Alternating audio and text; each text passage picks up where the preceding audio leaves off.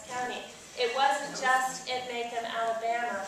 The reason that the play is the right play at the right time is because we in this country are in danger of losing everything that we have gained in terms of race relations and dialogue and community because we choose willfully not to look at it and not to honestly look at it. I see this is going to be difficult. I know that.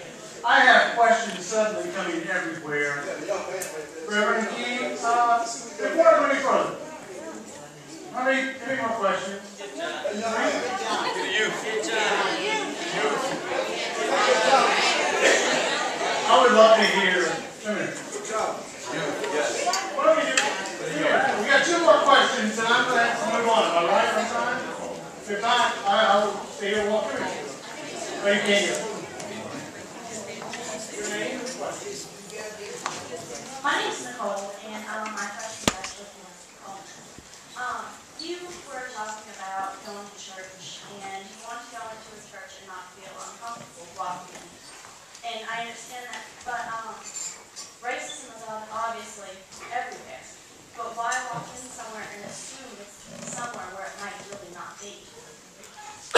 Ask the question. I didn't understand the last part of the question. Why assume when you go into a church that there's racism somewhere where there really might not be racism there at all? Why assume? Why wait and see if there's racism instead of immediately assuming that because it's predominantly white church, there's immediately racism there? Why make something that there isn't? I don't think you understood what I was saying. My hope is that it wouldn't be that way. I think the problem has been is that people feel that way. Not me, because I'll go anywhere. If you get to know me, you will know I will probably step up in your church one day. But it's the way that people feel. I mean, I've had some of my Caucasian friends that say to me, but will I feel comfortable? Of course you're going to feel comfortable. You know, I think it's what people are feeling. That's where I was coming from, that context. Not me necessarily. Okay. It's a personal thing. These four young men today had a question collectively they'd like to say. To Kill a Mockingbird was written in 1960 by Harper Lee. Around the time where racism, segregation, all this were prominent issues. When you see it every day, separating colored people, white people. These issues are in our history. They are embedded in stone. They are not going to leave us. They were there. And today, we need to be able to teach the young ones, as you guys are saying, that they are not educated. This is the only way to educate them. If you actually show them. If you change the word, the N-word, to a euphemism such as Negro, they're not going to be educated as well. The sentimental value of the play is going to be degraded.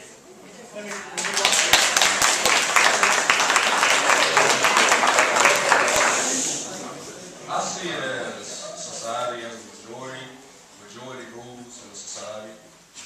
So as the older generation sees that being enslaved is embedded in their minds, and it's hard for people to adjust to that and change, like church life, like how you have the black church, the white church, Hispanic, whatever ethnicity. You see it as, like how you said, the black church is more hype, or you'll see people stand up or dance. It's because when they were enslaved, that's all they had to go to was God, and that's all they had to believe in. They didn't know what was going to happen to them, how they were going to be treated.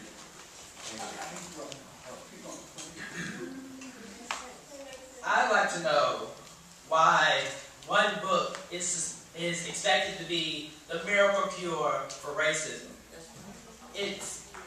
Several people have said that this book doesn't bring any healing. It brings discussion, it brings understanding of what was in that time. I read this book. I love this book. I thought it was a good book. I thought it was well written. I thought it gave a powerful message. No, I'm not in the play. I am an actor. I understand that after putting in 3 months of hard work, you should be able to put on your show. I think that's going to happen. It's just how we're going to react. I mean, you have to say, friends, give me a moment. Let me get to these guys and I'll come down. We're putting a lot on the table. We've got to wrap up.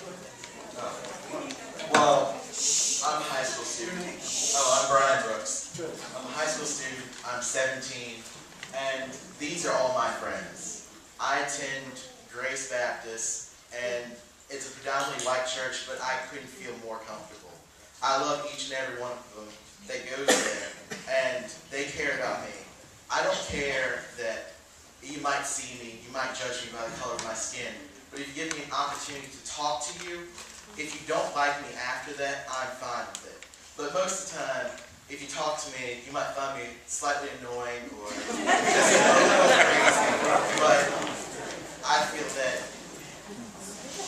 we're going to judge each other by who we are, not the color of my skin. That's what I do for my friends right here. I think we have a pretty good panel.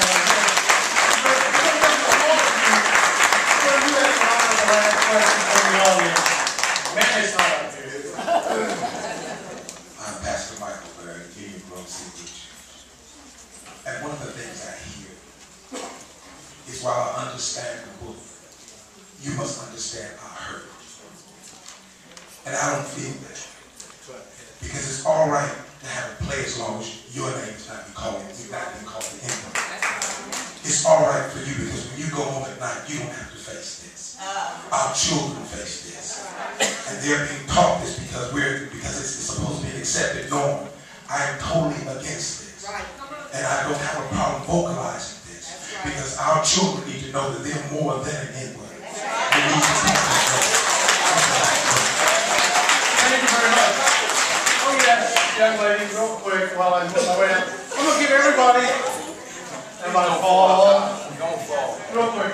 Well, I just have a couple comments. First, I'm one of those witnesses, and I've never been to a congregation anywhere that wasn't white and black. Some Spanish, some Asian. Our congregation here is predominantly black. Both congregations are, but yet, if you go anywhere worldwide, you're still going to see that.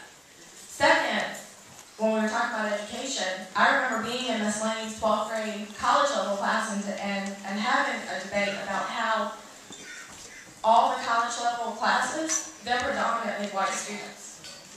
Also, this book is taught in college level 11th grade English, right? Am I right? Is that still what it is? So a book that actually covers these issues isn't taught in general classes. I think you're right. I know you're right. Friends, while I move back over here, the table's open. Just address some of the issues that have been raised while I was out here realizing how hot it is. Yeah, I would like to address something that I heard.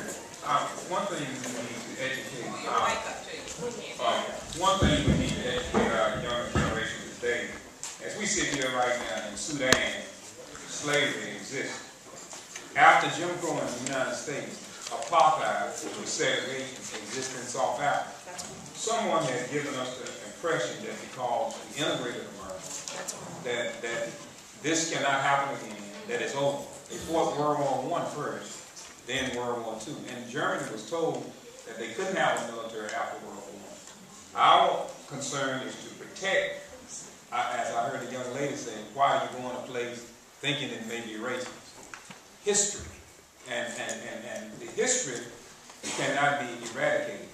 And if you're not cautious, that's why we have the Bird incident, that's why we have Beulah McDowell's son, that's why we have G.P. John.